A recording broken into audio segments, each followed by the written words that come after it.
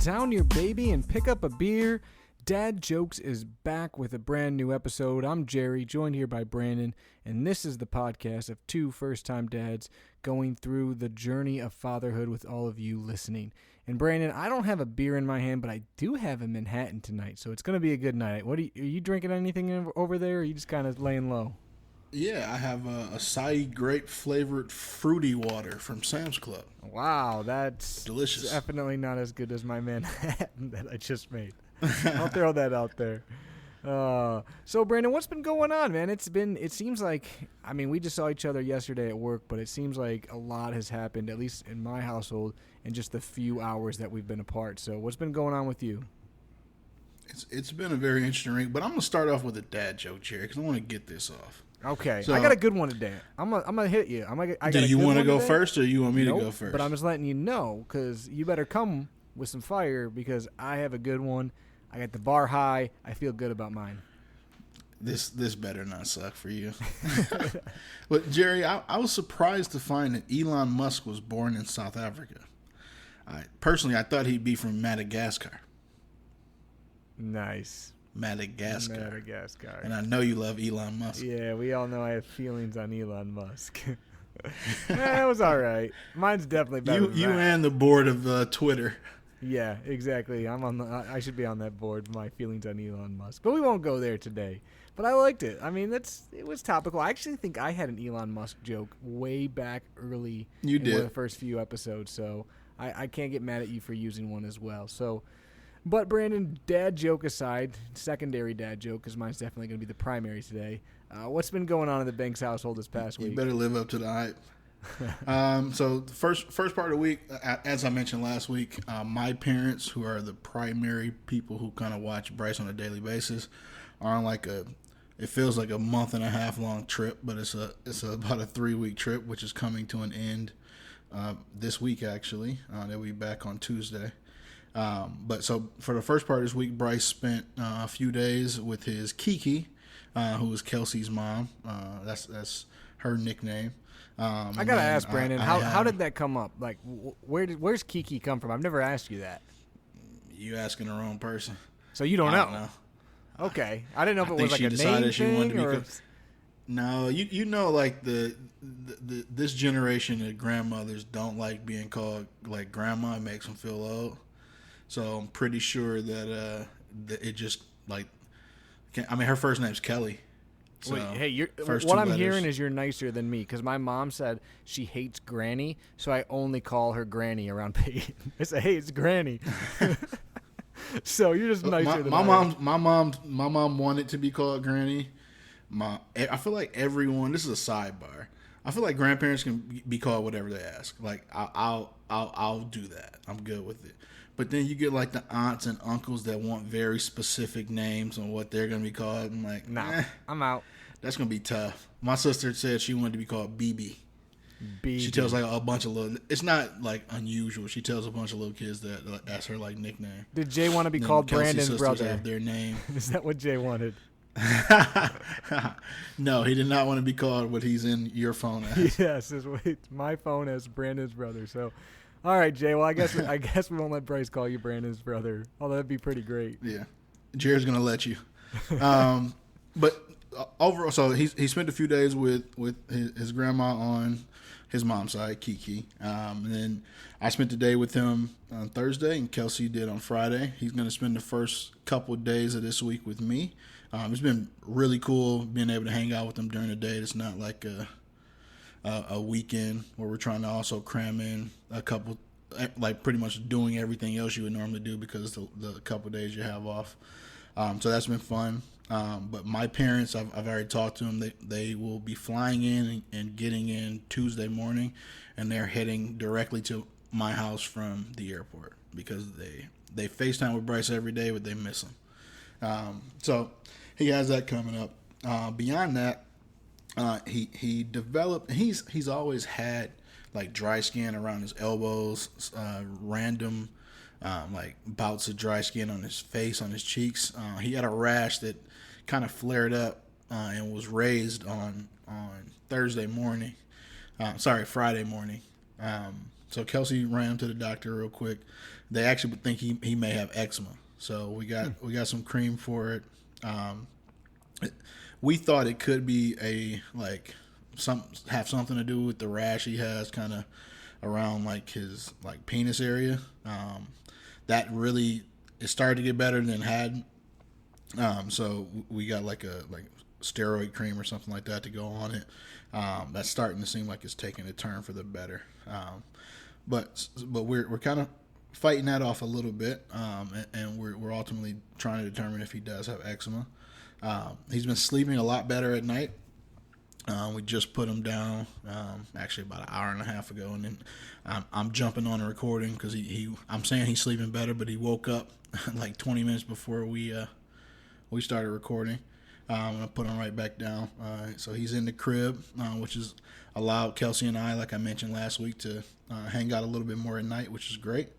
And then the last couple things, he finally said "Dada." Yeah. Now I'm saying that it comes with a little bit of a caveat. So first time he said it, I was told that he said it. We couldn't get it on video, but I was at work. Kelsey called me while we were at work and said he said it, and then he clearly said it to me today too. I was actually on FaceTime with my mom, but I can't get him to repeat it. So it's like, That did counts. he really say it? There's no caveat. That counts. You heard it twice. Yeah, One maybe, but two counts. Yeah, guess what? The boy running around his whole house saying "mama." He start crying. He say "ma." He walk around happy. He say "ma." So that's that's something too.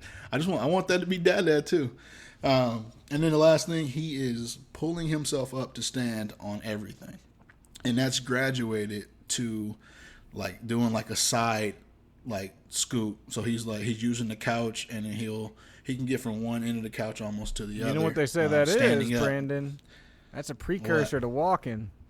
That's a big precursor to walking. He's moving pretty quick from that perspective. So we'll see where we're at there. But how are you guys' week? Our week was pretty good. It was pretty eventful.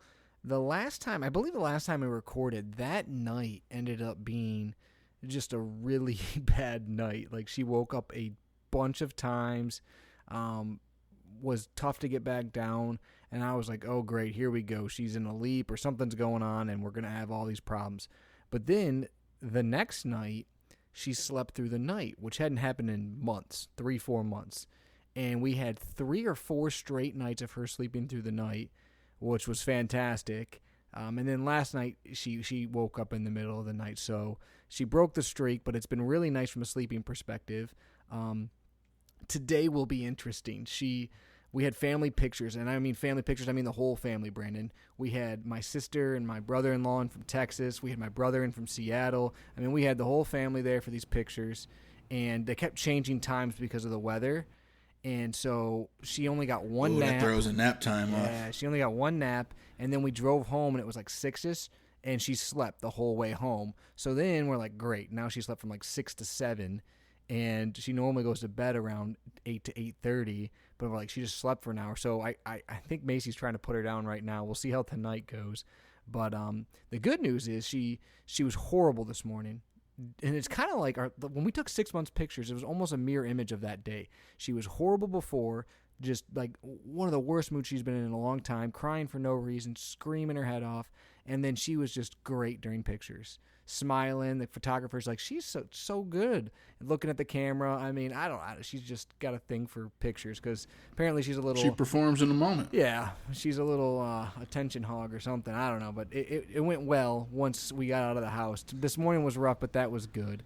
Other news: she has her first tooth cutting finally. Whoa. Yep, she's 8 months. She turned 8 months this last week, and it's been a long battle. She's teethed for a long time, but this is her first tooth. It's starting to cut. It's in the bottom and the middle, so that's going on. That's exciting. She's now saying mama, dada, baba, and nana. And, she also says yeah. So she likes that one. So she's saying more words. She's definitely chatty. She's doing the stand-up thing too, but she's doing it more. She does it on furniture some. She does it more on you. If you're sitting on the ground, she wants to use you as like a brace and stand up. And then once she gets standing up, it's like she wants to climb you. I don't know. It's the weirdest thing. I'm like, I don't know what you're doing, but she likes it. So we're hoping that works. Unfortunately, the crawling, we're in the same spot. She can get everywhere she wants to go, so she seems to not care about crawling in the right manner, what you would typically call crawling, because she can inchworm or scooch or whatever you want to call it to wherever she wants to go, and she can move around pretty good, but it's not your typical crawling yet. So we're trying to work on that, but it's kind of difficult because, like I said, she's content getting where she wants to go. It's just, we're like, nope, that's not the right way. I don't think she quite gets that yet, so we'll see what happens with that. Well, I figured out today that Bryce sucks at crawling backwards because he put himself in a position where he kind of like his head was wedged between like an ottoman and like a couch, and he needed to go backwards. He was trying to go forward. Like if you looked on one side of the ottoman, he's just sticking his head through, but there's nowhere for him to go. And I'm watching him like, is he gonna figure this out? No.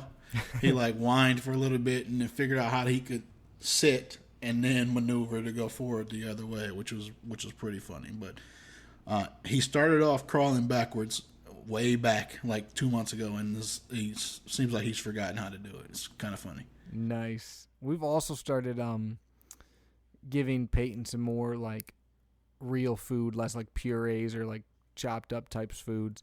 So she had like today she had like part of a bagel, she had part of macaroni. She had some, I don't know, she was eating everything today because whenever at Grandma's house, Grandma just likes to give her whatever. She had yogurt. She had a bunch of stuff. So she's starting to get introduced to more foods, and she does pretty good with them. But it was a couple episodes ago, you said, Jerry, watch out when she develops a palate. And I don't know that she's developed a palate, but I fed her the other day, and it was chicken, right?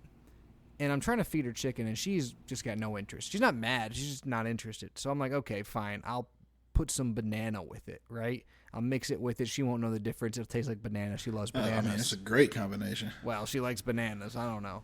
So she didn't want that. So then I'm like, okay, I'll put some strawberry in it. No. Then I tried to put some. I tried like 5 different things. Didn't want it. She just decided like she didn't want to eat the food that day, or didn't like because it had chicken in it or whatever it was. But she was just not having it. So I don't know if that's her palate or if it's just Dad's really bad at making Maybe food. she's telling you she wants to be a vegetarian. Well, maybe. Who knows? She doesn't seem to love chicken, so she might be. I don't know, but that's where we're at with the food. The next time you feed her chicken, she's gonna like smash and love it. Oh yeah, for sure. Probably because Mom will be feeding it to her. I don't know. She was not a fan of Dad's. The weird thing, like I said, it wasn't that she was like. Sometimes when she doesn't like something, she'll give you that face. She wasn't even doing that. She just didn't even want to try to eat it. She just was almost not interested, which has never happened before. So I don't know what that was about. But today she was definitely interested in food. So that was not our issue today by any means. So I don't know. Anyways, Brandon, go ahead. No, I'll just piggybacking on that. Bryce has developed a definite palate, like I mentioned before, and we know what he doesn't like, and sometimes we're going to see how far this takes us because Kelsey's a lot more passive than I am as far as food's concerned. And everything I look at with kids, you don't want them to develop bad thoughts towards food or associations towards food. But I know me growing up, if it's in front of you, you should be eating it. That's how I was. That might be something I gotta figure out. And I think we both had pretty good palates at this point. We both were taught to eat whatever's in front of us. So. I try a lot of different stuff. Yeah, that's true. We do. We both of us, I don't think, are too picky. Although speaking of trying different stuff, I wasn't going to bring this up, but I'm going to bring it up. You went to one of our favorite Mexican restaurants, and I want to hear the folks at home what they think about this. You went to one of our favorite Mexican restaurants, and you ordered chicken strips. Now, here's the thing, Brandon. I love chicken strips. I love them. Like, honestly, one of my favorite foods. As weird as that sounds, I love them. But I'm not going to a Mexican restaurant. Not only a Mexican restaurant, the best Mexican restaurant within 100 miles, and ordering no gosh darn chicken strips no matter how good they are. I'm out. Okay, so are you done? I'm done. Because I'm gonna get my side of it off, and you know more to this story. So let's. 3 days ago, you agreed with me. 3 days ago, you agreed with me, and that's what I'm saying. So we have both frequented this restaurant a ton. both locations. The original spot is in your hometown, and they put a spot that's about 10 minutes away from my current house. It is Kelsey's favorite restaurant around here. It's our go-to for catering. I have had a ton of Mexican food from that restaurant, but time and time again, I have been told they have the best chicken strips. They have the best chicken strips. They have the best chicken strips. And like you, I've said, hey, I'm not going to a Mexican restaurant and ordering chicken strips. It doesn't make sense. If I'm in the mood for Mexican, I'm going to get that. But lo and behold, we had that like earlier in the week with Kelsey's mom. Actually, it was on Wednesday we had it. I ordered my normal dish. I didn't even eat it that day. So I had it Thursday, and then I had leftovers because they give you big portions. So Thursday and Friday, I had this particular company's food. In that time, and I think this is what sparked the conversation, you and I and a couple other people from work had the conversation about ordering chicken strips from a Mexican restaurant. But lo and behold, I'd had it Thursday and Friday. Saturday comes around. Kelsey's sister comes into town in the morning while I'm at work, and her mom was raving about these avocado tacos that she had. So her sister wants some. Kelsey calls me and says, hey, do you want anything from Sagebrush? I'm like, I don't want Mexican. I don't. So at first I told her no. I was like, you know what? Everybody's been talking about these chicken strips. What better time to order chicken strips than when I don't want food from this particular place? So guess what I did? I ordered chicken strips. And guess what, Jerry? They were right. Those were the best, in your terms, gosh darn chicken strips I've ever had. What did you dip these chicken strips in? Better than Raising Cane's. What did you dip them in? Honey mustard. Homemade honey mustard from them? Homemade from them? I don't know. I wasn't back in the kitchen watching them whip the honey mustard. You got the Heinz honey mustard. So what kind of honey mustard? I ordered it with honey mustard and spicy ranch, because they have a spicy ranch they can put on a lot of stuff. Fire. I also have a variety of different barbecue sauces at my house, so I had those on deck. I also got Chick-fil-A sauce, which I don't really love. I don't love Chick-fil-A sauce. The regular Chick-fil-A sauce. Chick-fil-A has some great sauces, but I have Chick-fil-A's Polynesian sauce too. Yeah. I put Polynesian now. So don't question my sauce game. Don't question my ability as a chicken strip connoisseur to tell you where good chicken strips come from. It's principle. And you just need to join the bandwagon. It's principle. This is the problem, Jerry. You're going to go to a Chinese restaurant and order a hamburger. Principle. They got the best hamburger in town. I'm out. No, but I do know a Chinese restaurant that got some great ribs. So really? There you go. Oh. Yep. It's very common. I probably will get chicken strips from there one day, but I will never tell you. I will take it to my grave. It's going to be the exact same scenario. I'd had them literally 2 days in a row. We don't go out that much. But not that you deserve a defense from me on that anyway, but the people do. So, yeah. Because I was definitely in the same boat as you. I'm not going to a Mexican restaurant for some chicken strips. And then I did.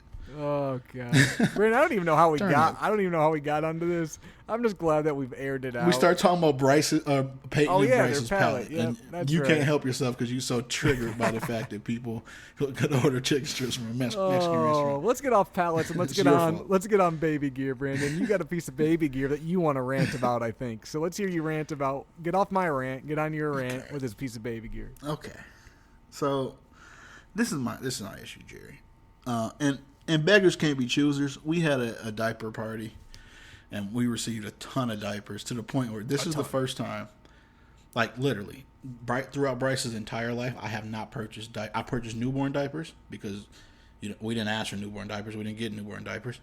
And then he has been in the threes for a pretty significant amount of time. And really, we could have taken, like, we had an extra set of, like, twos. We could have taken those and exchanged them. But we had to, like, get a new box of threes. There's one box that I've had to purchase, basically.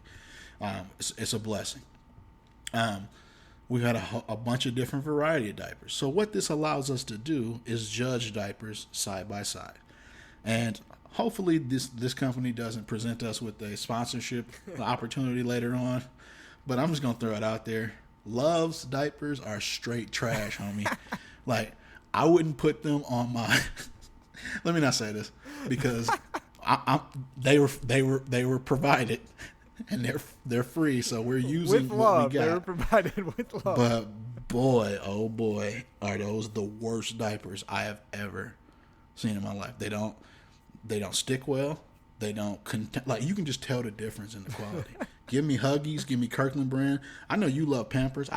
They're third ranked for me, but Love's is like on a scale of if I'm judging like top 4 because that's what we have basically. They're like number 17.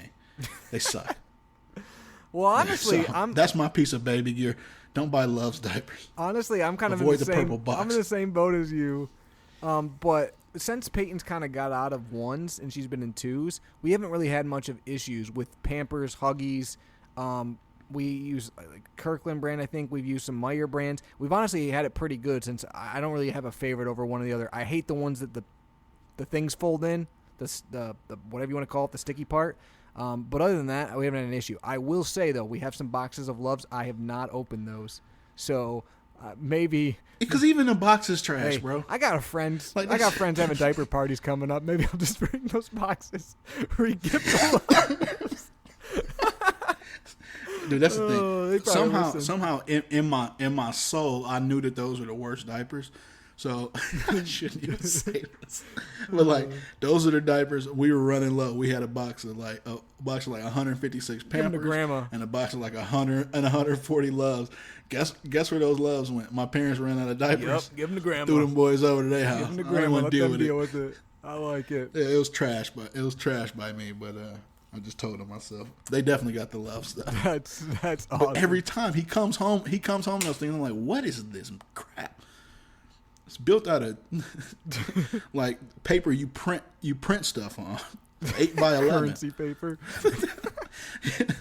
What's your baby gear? I got two pieces of baby gear. The first piece, we talked recently about a changing table you guys had, and I was telling you kind of our story and how we have one upstairs, but downstairs we were using the pack and play and it's taking up a bunch of space.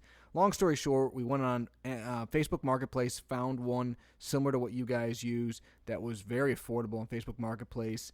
But I think it's the Kinfint baby changing table. It's tall, just like your guys' is. Huge space so you can put the baby in. It's got a strap. It's got side pockets. And it takes up way less room than our pack and play. So it's been great so far. And like I said, you can probably find them on Marketplace or somewhere else. Wipe them down when you get them, and it's good as new. So we did that, and so far so good. We've been happy with that. Let's hear your 2 cents, Brandon. I know you got 2 cents on this. No, I'm not. It's what Jerry is getting at is I gave him crap, no pun intended, about a reusable changing table. With everything else he's been bougie about throughout this process. What I told him is that I would not have saved my little $40 on other people's poop. But we did, and we're happy. I can't be mad at it. I can't be mad at it. I like it. I wasn't gonna say anything. You trying to egg me on? That's all right. The second piece of baby gear, Brandon, is something that you also did recently. It is something for baby proofing. It is the magnetic cabinet locks from. I'm not going to even try to say the name. It's VMAISI.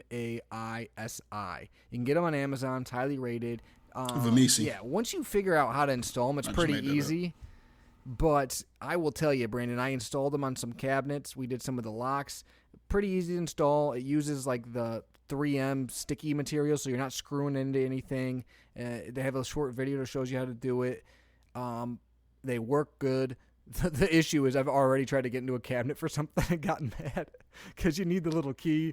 And I'm like, gosh, dang it. So we'll see how long this lasts before I just go, you know what? If she gets near something, I'm going to yell at her because I don't know.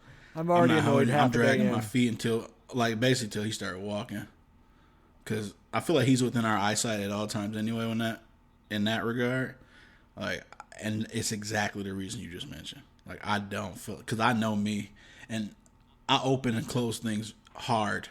Yeah. I feel like I'm going to break the drawer. Yeah, we did it on the Lazy Susan. That was a whole thing. Honestly, if it was just us, I probably wouldn't do it. But people watch her at our house. Not that they're not watching her, but I might be a little bit quicker than grandma at running after her. I don't know. Shots fired. Who knows? I don't know. It's peace of mind, if nothing else. Like I said, I might tear him down, but that's what we did. So it's pretty affordable, pretty easy to use. If you guys are looking, Amazon has them. You just type in baby proofing kits, and it's one of the first ones that pops up. So far, so good as far as effectiveness. We'll see as far as driving me insane. But effectiveness, right now, it gets a 10 out of 10 because they're working. We'll see long term what happens. Well, speaking of baby gear, Jerry, I had a fact when I was debating on if I was doing my loves rant or coming out with a baby fact, and I decided to do both of them. And it's about high chair. I know you love our high chair that we purchased, but a toddler's high chair has around 1,500 times more germs on it than his potty. That was nuts to me. So I immediately came over. Does your super high chair kill the germs? Your super chair just automatically disinfects. It sprays some stuff and disinfects itself. Hey, the chair fits the aesthetic of the room. If I hear the aesthetic of the room referring to a high chair, the black one more on the chair time. matches perfectly with the other chairs at our kitchen table.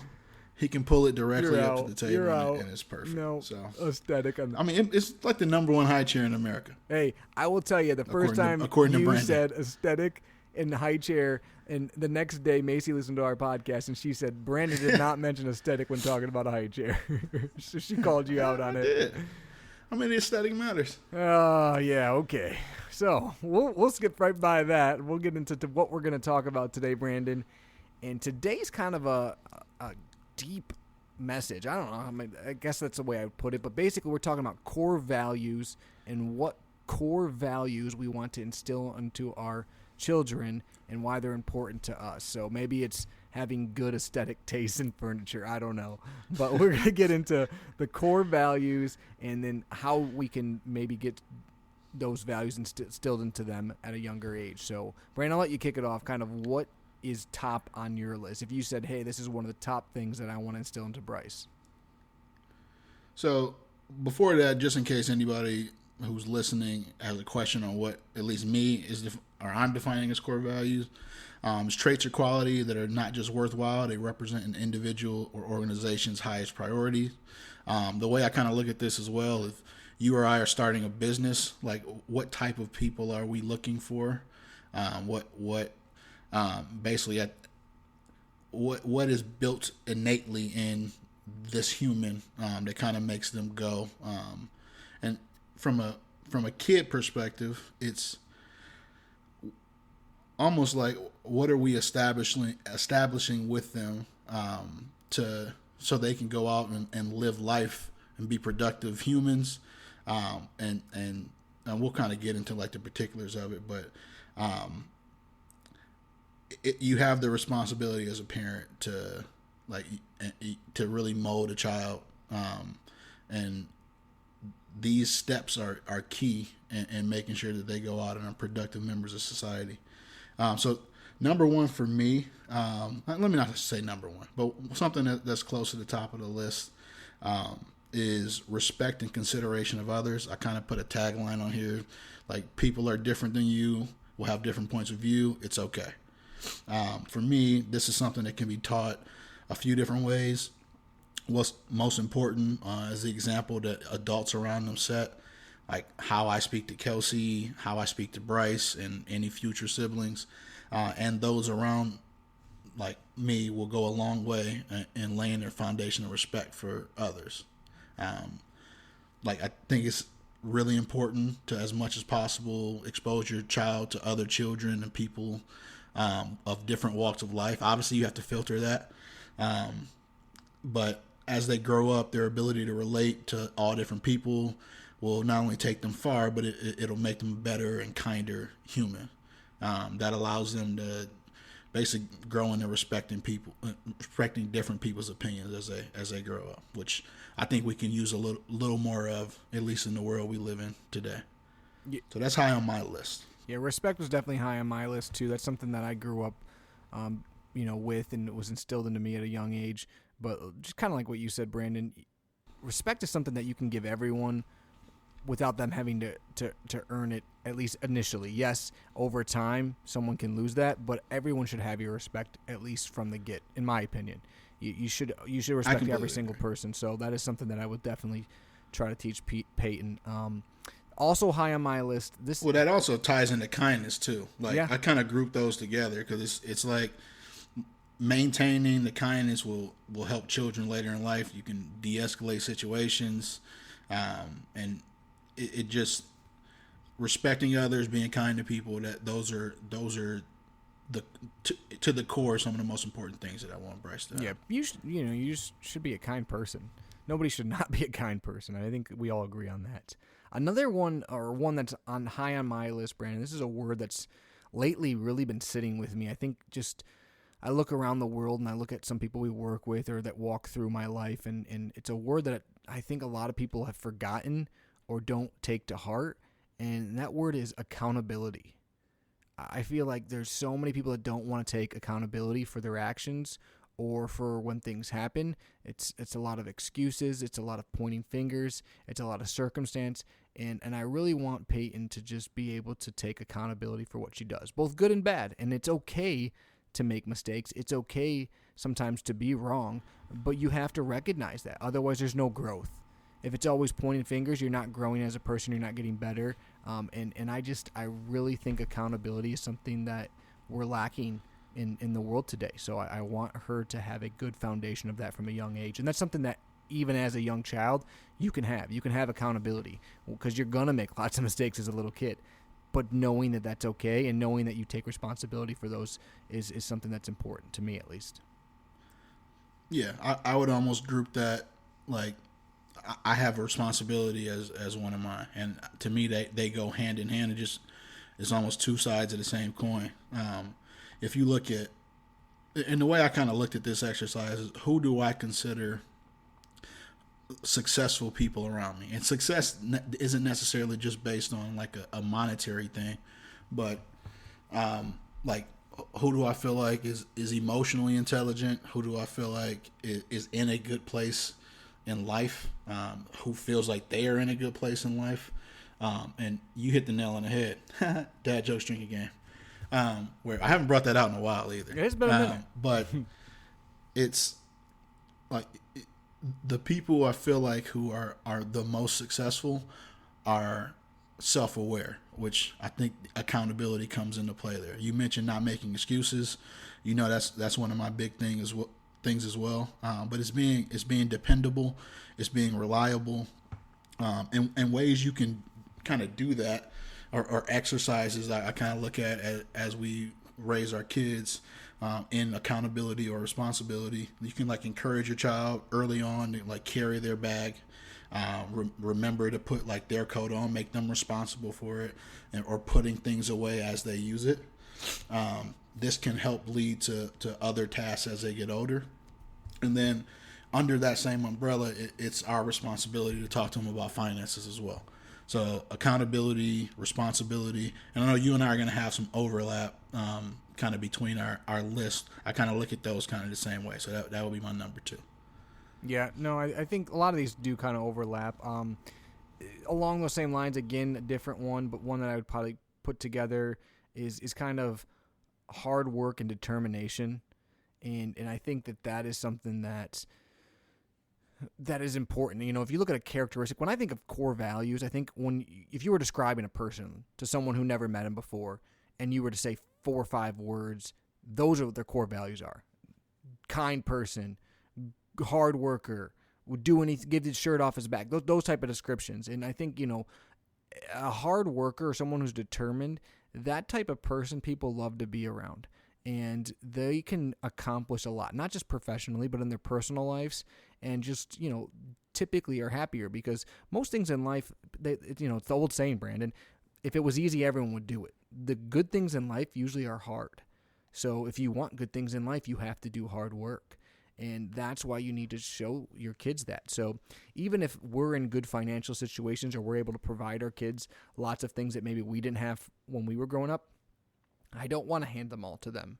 Not because I don't want them to have a better life than us, but because I want them to be able to work hard to accomplish what they want to accomplish. I want them to understand the value of earning money, of doing work around the house, of getting a job, of putting in the time and effort in sports and all those things. Because if it comes too easily, people don't understand. So I think hard work, determination, and that grit is something that I want all my kids to have.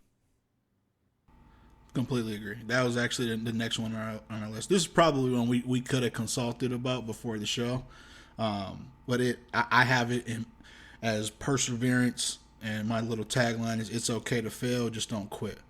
And there are times when life will be difficult. As adults, we sometimes view like the problems that young people have as not that important, and we forget like how we felt when we were in their shoes. And we're talking about our babies. I'm even thinking about further on to like potentially teenage years or even right before that. And you really you talked about a point that I kind of want to drive home. Like people in our position is finding like the right balance with letting your child struggle enough to learn from experience. And it's a tough thing to master, because am I offering too much or too little help? Because you really don't want to raise quote unquote soft children. Like I don't want Bryce to grow up and be soft, not know how to handle like rejection, not know how to handle if he doesn't do something right and fails in a specific way. Like they have to be able to operate in society independent of us. So it's important that we let them fail, because it teaches them that failure isn't something to be feared. But I don't know.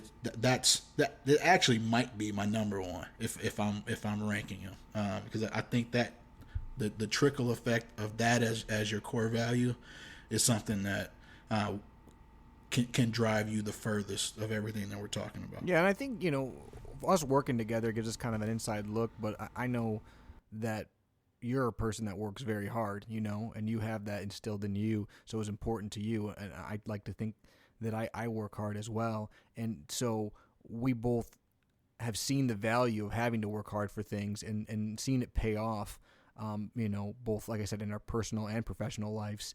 And so I think that's why it is so important to us, because we weren't handed a lot of things. Not that we had it harder than everyone else out there, but we weren't handed things. We had to work hard for what we have, and we continue to do that day in and day out. And that's why I think there's respect in our positions that we have for each other, because we see each other and how we work hard. So I think that if it's big in yourself, it's going to be something you want to be important in your kids most of the time.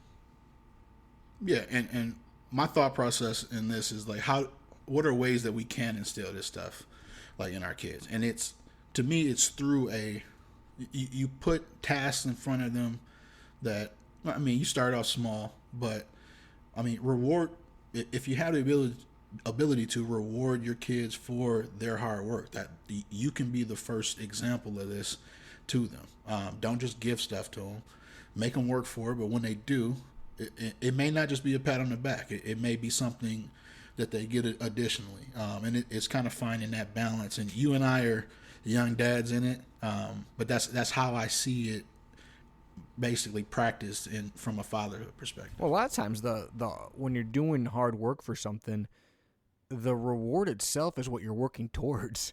You almost, as a parent, don't have to give them much. You just have to keep pushing them, and then usually once they hit the payoff, the kid kind of has that realization, like, man, this is worth it. I mean, even going back to sports, you're putting in the two-a-days in football and stuff like that, and you're working in the summer, and you're sweating, and you're just driving yourself crazy. But then you have that big game, or you have that moment where it just kind of breaks loose, and it's like, wow, this is why I put the work in.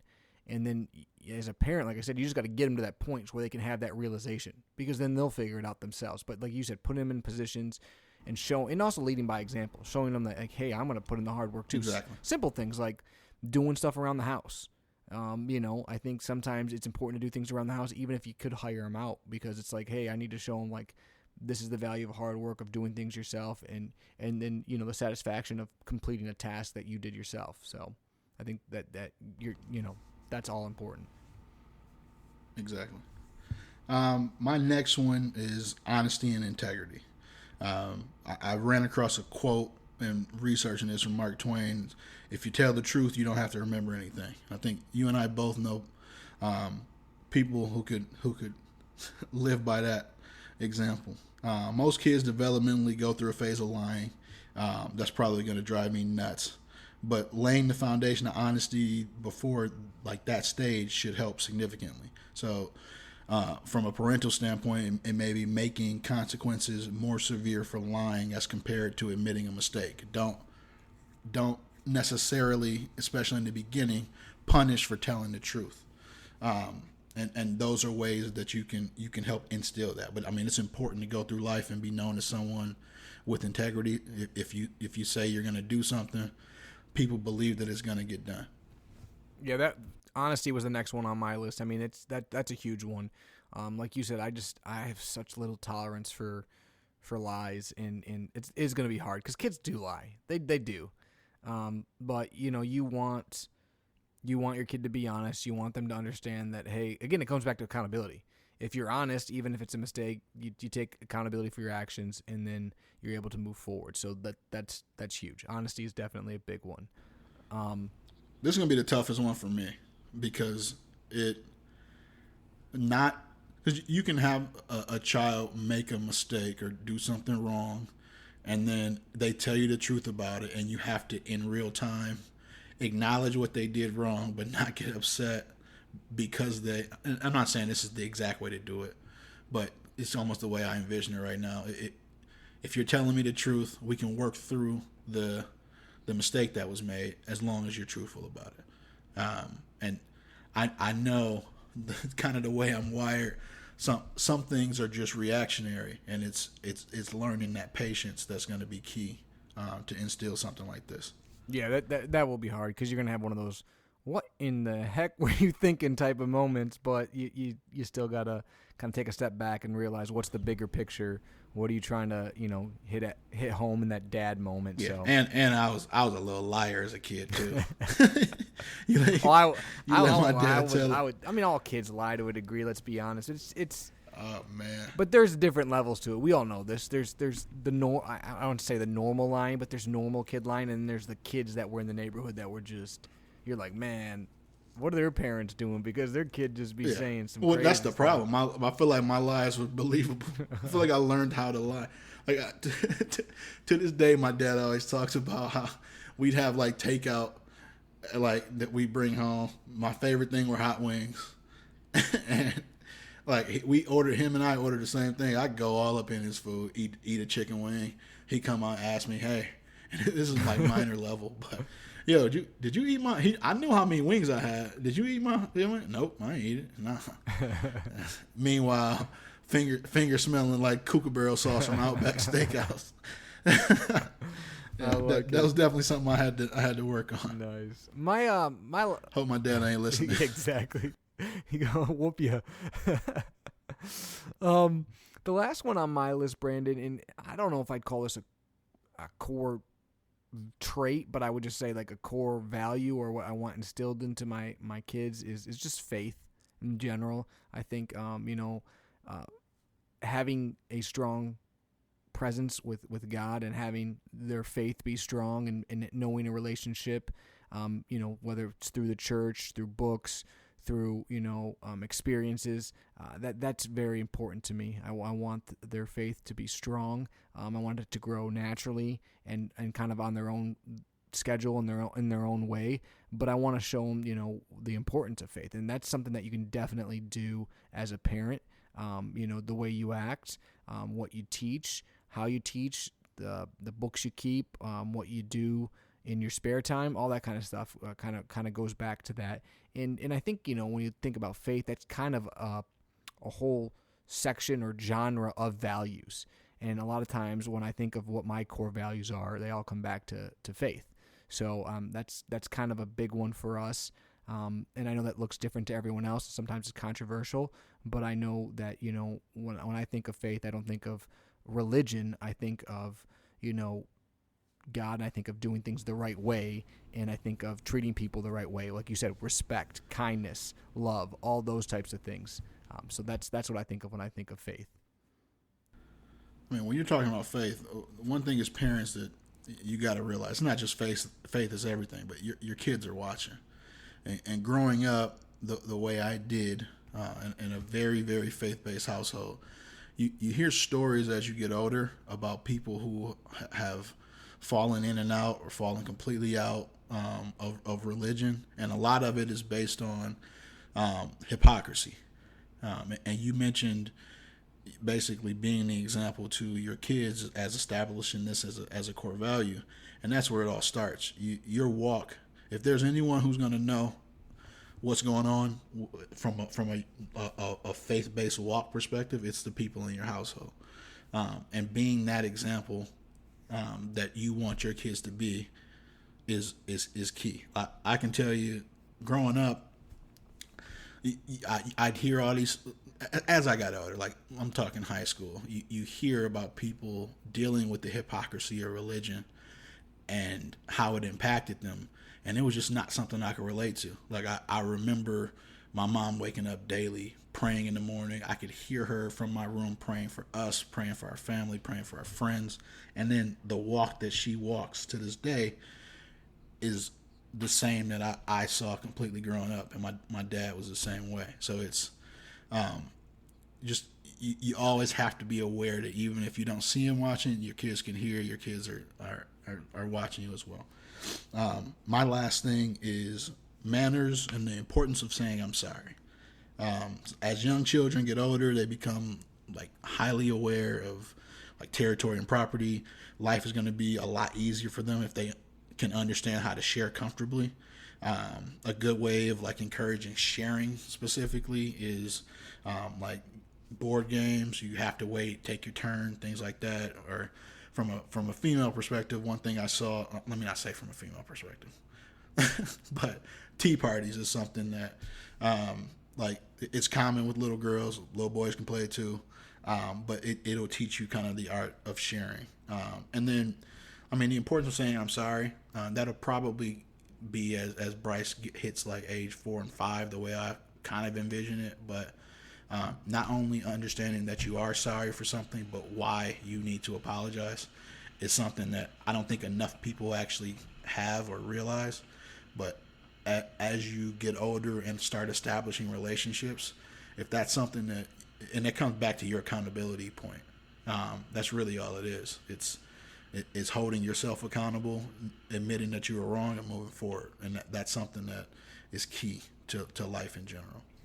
Yeah. That's what I got, Jerry. I like it. And this it's a good topic because I feel like as parents, sometimes kids are going to be who kids are. They're going to have their own personalities. But core values and like characteristics are something that I think are huge as parents, because often those are instilled upon their kids, or at least observed, and they understand that. I think we can all look at our parents and say, hey, this is what their core values are. This is what they found important.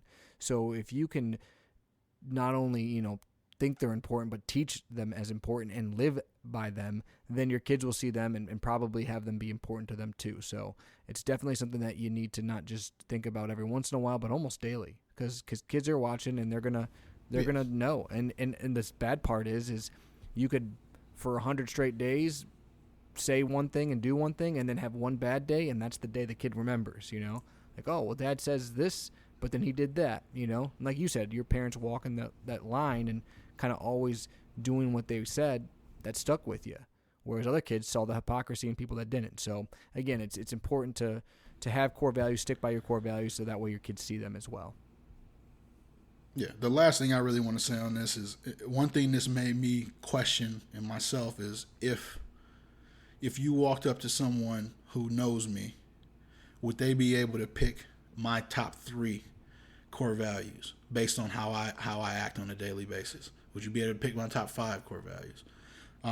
It's something that I need to write down and look at personally. I think that's a daily, weekly, monthly thing. These are my core values, and making sure that daily that's how I'm living my life. Well, Brandon, I thought I knew your core values, but after learning that you ordered chicken fingers from Sagebrush, I'm not quite sure I know what your core values are anymore, that we're on the same page. Jerry, I have to take accountability and tell you that I'm sorry. I'm sorry that your opinion on chicken strips or Mexican restaurants. You're going to take accountability for having the second best dad joke today, because I'm getting ready to tell the best one. You ready for me?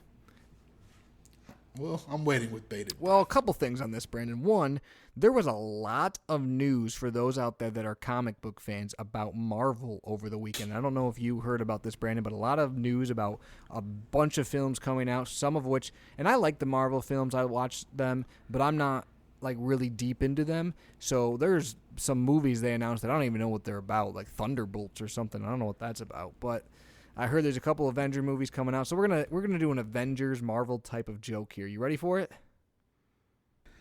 I'm ready. So Brandon, we both went to a business school, and I wasn't a marketing major, but if I was, I would have hired the Hulk to advertise more. You know why? No, I don't know. Because he's basically one big banner.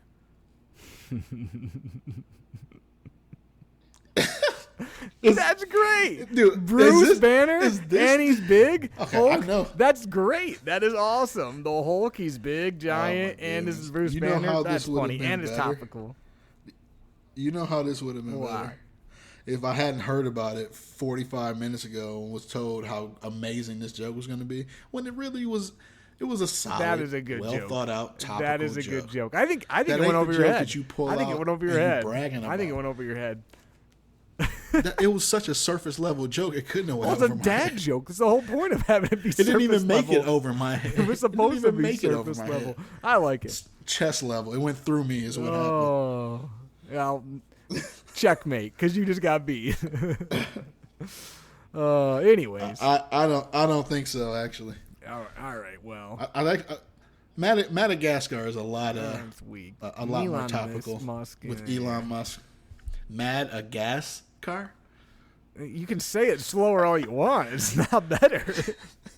Go eat some chicken fingers. My beef with this, my beef with this is you hyped this joke up so much. That was great.